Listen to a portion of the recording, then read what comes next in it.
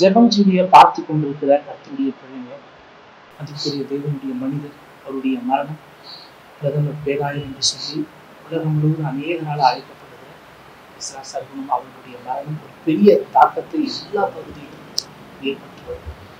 இந்த தருணத்தில் அநேக தேவ மனிதர்கள் அவரை குறித்து அநேக காரியங்களை நம்மோடு கூட பகிர்ந்து வருகிற பார்க்கிறோம். கூட மதிப்புக்குரிய தேவனுடைய மனிதர் வல்லமையாக பயன்படுத்தப்பட்டு வருகிற என்னுடைய தகப்பனாக நான் சொல்லுவேன்.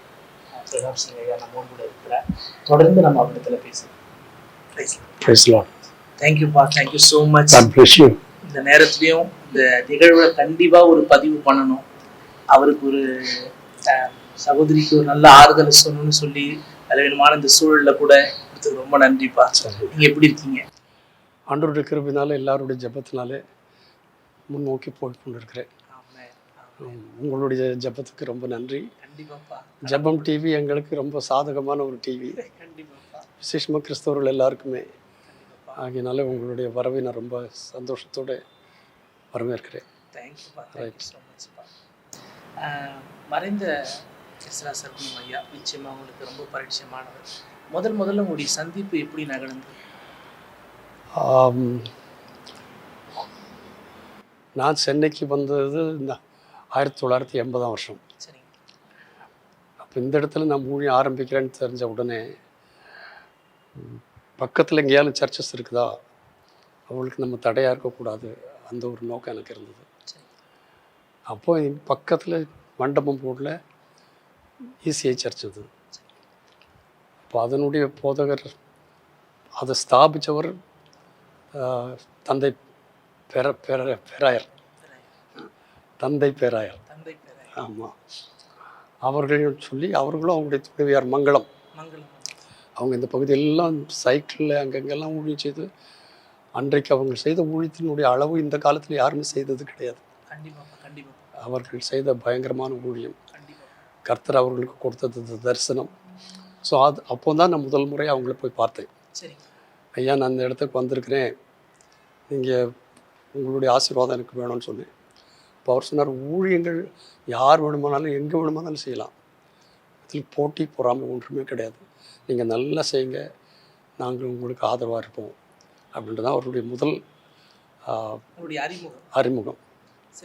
அதற்கப்புறம் பெரிய பெரிய கூட்டங்கள் எல்லாம் அவர்கள் இருக்கிற இடங்களிலே போகவும் அவர்கள் எனக்கும் நல்ல பழக்கங்கள் ஏற்படவும் உதவி கர்த்தர் உதவி செய்தார். அவருடைய பைபிள் ஸ்கூல் கிராஜுவேஷனில் கூட என்னை ஒரு முறை கூப்பிட்டு உபயோகித்திருக்கிறார்கள்.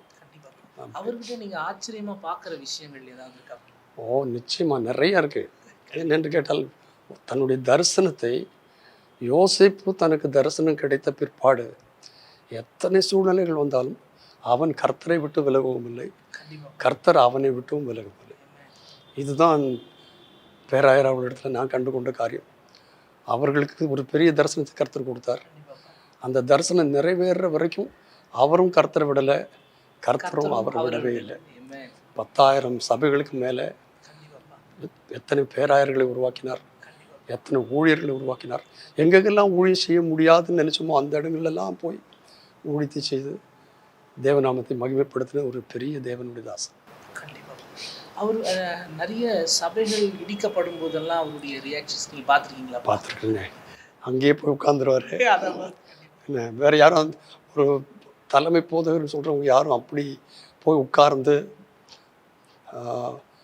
ஒரு அஜிடேஷன் பண்ணி அவர்களுக்கு விரோதமாக வந்த அந்த உத்தரவை வாபஸ் வாங்க செய்த அநேக ஊழியர்களை காண முடியாது. அவர்களில் இவர்கள் ரொம்ப சிறந்தவர்களாக இருந்தார்கள். நீங்கள் நிறைய அவர்கிட்ட பேசும்போது அவர் உங்ககிட்ட அதிகமாக பேசினது குறித்து ஏதாவது வார்த்தை? கண்டிப்பாக. அவர் எப்படிப்பட்டவர்னு கேட்டால் என்ன மாத்திரமல்ல, யாரும் அவரை சுலபமாக அணுக முடியும், யாரும் அவர்கிட்ட சுலபமாக பேச முடியும். நம்மகிட்ட பேசும்போது நம்மகிட்ட இருக்கிற தாளந்துகளை வெளியே கொணர்ற அளவுக்கு தான் பேசுவாரே ஒழிய யாரையும் மட்டுப்படுத்தி அவர் பேசவே மாட்டார். ஆமாம், எப்போதும் யாருக்குள்ளேயா இருக்கிற தாளந்துகளை வெளியே கொண்டுறதுக்கு தான் அவர் எடுத்துக்கொண்ட முயற்சிகள் உண்டு. என்னெல்லாம் ரொம்ப என்கரேஜ் பண்ணார் இங்கே வந்த பிற்பாடு.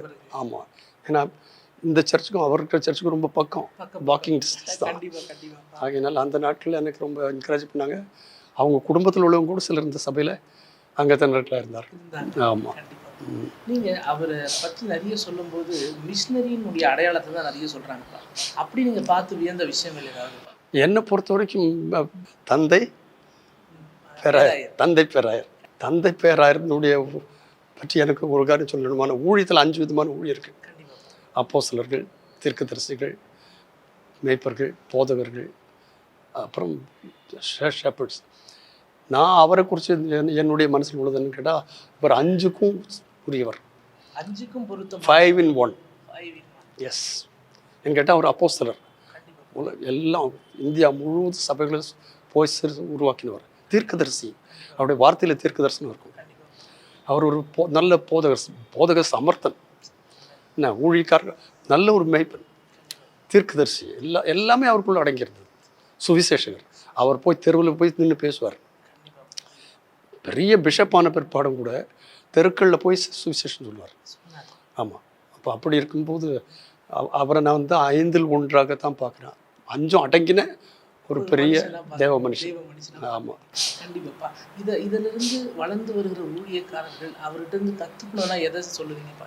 முதல்ல அவருடைய தாழ்மை, 2வது அவருடைய ஊழியத்தில் உள்ள ஒரு தரிசனம், அந்த தரிசனத்தில் உள்ள உறுதி. அந்த தரிசனத்தை யார் என்ன வந்தாலும் அதை அவர்கிட்ட எடுக்க முடியாது. இதெல்லாம் நமக்கு இந்த காலத்து ஊழியக்காரர்கள் படித்து கொள்ளணும். அது ரொம்ப ரொம்ப முக்கியம். இவ்வளோ காரியங்கள் நீங்கள் சொல்லும்போது எனக்கு ரொம்ப சந்தோஷமாக இருப்பேன். அவரோடு கூட இருந்து பயணித்த காரியங்களாக சொன்னீங்க. அவர் அரசியல் போகும்போது அந்த சூழலில் நீங்கள் கண்டிப்பாக இருந்திருப்பீங்க. நிறைய பேர் நோ சொல்லியிருப்பாங்க, எஸ் சொல்லியிருப்பாங்க. அப்போது நீங்கள் அதை எப்படி பார்த்தீங்க? அதை எப்படி ஜெயிச்சாருப்பாங்க? அவர் பேராயருடைய அரசியல் பயணங்கிறது வந்து சபைக்கு என்ன கிடைக்கணுமோ அதெல்லாம் பெற்றுத்தரத்தக்கதானே ஒரு பயணமாக தான் இருந்தது ஒழிய அவர் முழுமையாக தன்னை அரசியல் ஈடுபடுத்தி கொள்ளலை. அதற்கு பதிலாக அவர் என்ன செய்தார்? சிறுபான்மையினுடைய கமிஷன் சேர்மனாக இருந்து சபைக்கு நிறைய காரியங்களை செய்தார். ஆகினால அவர் அரசியலுக்குள்ளே போயிட்டார்னு சொல்லி நான் சொல்கிறதுக்கு துணிய மாட்டேன். சபைக்கு தேவையானது கிடைக்க வேண்டிய முறையில் பெற்றுக்கொள்ளத்தக்கதான ஒரு நல்ல ஒரு கருவியாக காணப்பட்டார். ஆமாம், கண்டிப்பா. அதுல எந்த மாற்று கருத்து எல்லாத்தையும் முடிச்சாரு. ஒரு ஊழியக்காரனா உள்ள போய் ஜெயிச்சும் அது ஜெயிச்சு காட்டியிருக்காரு. ஆரம்பத்துல யாரும் போல இல்ல, முதல்ல அவர் தான். சரி, இப்ப எல்லாருடைய மரணத்திலயும் ஒரு உயிர்த்தெழுதல் இருக்குல்லப்பா. இப்ப அவருடைய மரணத்துல நீங்க ஒரு உயிர்த்தெழுதலா பாக்குற விஷயங்கள், அதாவது அவரை குறித்து நான் சொல்றதுக்கு என்னன்னு கேட்டா, தீமோத்தி சொன்னது போல நல்ல போராட்டத்தை போராடினேன், ஓட்டத்தை முடித்தேன், விசுவாசத்தை காத்துக்கொண்டேன். இது முழுசு யாருன்னு கேட்டால் தந்தை பேராயர் சிராசரகுணம் அவர்கள். மாத்திரமல்ல, அதில் இன்னும் ஒரு காரியம் சொல்லியிருக்கு, இப்பொழுது எனக்கு நீதியின் கிரீடம் வைக்கப்பட்டிருக்கிறது. அது அவரை குறித்து. ஆனால் அந்த மரணத்தில் அவர் இன்னொரு சொன்ன காரியம்னு கேட்டால், எனக்கு மாத்திரமில்லை, கர்த்தருடைய பிரசன்னத்தை விரும்புகிற அனைவருக்கும். அங்கேயும் ஒரு பிரசங்கம் பண்ணிட்டு தான் போயிருக்கிறார். மரணத்திலையும் ஒரு பிரசங்கம். நான் போயிருக்கிறேன், எனக்கு கிரீடம் இருக்குது, எனக்கு மட்டும் இல்லை, என்னை போல இந்த ஊழியத்தில் ஈடுபடுகிற எல்லாருக்கும், அவருடைய பிரசன்னமாக எதிர்பார்த்திருக்கிற அத்தனை பேருக்கும் அந்த நாளிலே கர்த்தர் அந்த கிரீடத்தை தருவார். ரொம்ப அழகாக நிறைய காரியங்கள் பகிர்ந்து. கடைசியாக இன்னைக்கு அவருடைய ஊழியத்தை அடுத்த கட்டத்தில் பேராயர் அம்மா அவங்க கதிரொலி மாணிக்கம் அவங்க தொடர்ந்து செய்கிறாங்க. அதை எப்படி பார்க்குறீங்க? அந்த குடும்பத்துக்கு என்ன ஆறுதல் சொல்கிறதுன்னு நினைக்கிறீங்க? தந்தை பேராயர் போகிறதுக்கு முன்னதாகவே அந்த ஊழியத்தை எல்லாருடைய கையிலும் நல்லா ஒப்படைச்சு போயிட்டார். நல்ல ஒரு தலைவனா பிரதம பேராயர்னு சொல்லி ஒன்னேசிமு அவர்கள் இருக்கிறார்கள். அதுக்கப்புறம் சென்னை பேராயத்துக்கு அவருடைய அருமையான மகள் கதிரொலி மாணிக்கம், அவர்களோடு எனக்கு நல்ல தொடர்பு உண்டு. அவர்கள் இந்த சின்ன வயசில் இவ்வளோ ஒரு பெரிய பொறுப்பை எடுத்து நடத்தும் போது தகப்பனுடைய சால்வை அவர்கள் மேலே இருக்கு. அவருடைய பேச்சை நான் பார்த்துருக்கிறேன், அவருடைய நடத்திப்புகளை பார்த்துருக்குறேன். எல்லாத்துலேயும் ஒரு விதத்தில் சொன்னால் சொல்லலாமா சொல்லக்கூடாதுன்னு தெரியல, தகப்பனார் 8 அடி பாய்ந்தால் மகள் 16 அடி பாயத்தக்கதான அளவுக்கு ஊழித்து செய்கிறார்கள். ஸோ இந்த எங்கள் சபையினுடைய சார்பிலும் எங்களுடைய குடும்பத்தின் சார்பிலும் அருமையான என் சகோதரிக்கு, அதே போல் பிரதம பேராயருக்கு என்னுடைய இரங்கல்களை தெரிவிக்கிறது மாத்திரமல்ல, அவர்களுக்கும் அவருடைய சபையார் அனைவருக்கும் 10,000கணக்கான சபைகள், பல்லாயிரக்கணக்கான ஆத்மாக்கள் துக்கத்தில் இருக்கிற அத்தனை பேருக்கும் ஆறுதலையும் தேறுதலையும் சொல்லுகிறோம். அவர்களுக்காக நாங்கள் ஜெபிக்கணும். சபையில் ஞாயிற்றுக்கிழமை சொல்லி நாங்கள் ஜெபித்தோம். ஆமாம், நன்றிப்பா. அவர்களுக்காக ஒரு ஜெபத்தை ஏறெடுக்கலாம். கண்டிப்பாக. பரிசுத்தமான எங்கள் நல்ல பிதாவே, வல்ல தேவனே, உம்முடைய கிருபை எவ்வளோ பெரியது, மகத்துவமானது. கர்த்தாவே, மனுஷனுடைய ஆயுஷ் நாட்கள் பலத்தின் மிகுதினால் 80 வருஷங்கள். ஆனால் அதற்கு மிஞ்சியும் கர்த்தாவே வாழத்தக்கதான கிருபை நீர் தருகிறீர். அதற்காக ஸ்தோத்திரம். தந்தை பேராயர் எஸ்ராசர் குணம் அவர்கள் 85 வருஷ காலம் இந்த உலகத்தில் வாழ்ந்து நீர் அழைத்த அழைப்பை தலைமையில் சிறமேற்கொண்டு அதை கடைசி மட்டும் நிறைவேற்றத்தக்கதாய், கடைசி மூச்சு வரைக்கும் நிறைவேற்றும்படியாய் தேவதாசனுக்கு நீர் ஒத்தாசை பண்ணினீர். இப்பொழுது அவரை தமது பட்சமாக நீர் சேர்த்து கொண்டீர். அதற்காக நாங்கள் உங்களுக்கு நன்றி சொல்கிறோம்.